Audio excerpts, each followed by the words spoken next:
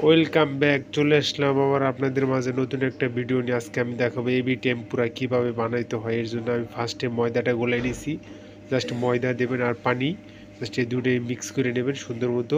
Just আমরা যেভাবে PhD টিউজু বানাই জাস্ট ওই স্টাইলেই সুন্দর মতো বানানোর পরে ময়দাটা ভালো মতো ওইফার টোইফার করবেন। ওইফার টোইফার করার পরে এবার টেম্পুরার ভিতরে ময়দা লাগাইবেন।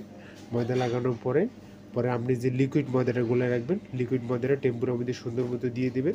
দিয়ে দেওয়ার পরে 180 ডিগ্রিতে টেম্পারেচারে তেলটা থাকবো। 180 ডিগ্রি টেম্পারেচার তেলটা থাকার পরে ওই তেলের মধ্যে সুন্দর মতো টেম্পুরাগুলো ছাড়িয়ে দেবেন। দেখবেন এক একটা টেম্পুরা বাঁশের মতো লম্বা লম্বা হয়ে গেছে। লম্বা লম্বা হয়ে গেলে হাত দিয়ে টিপ দেবেন।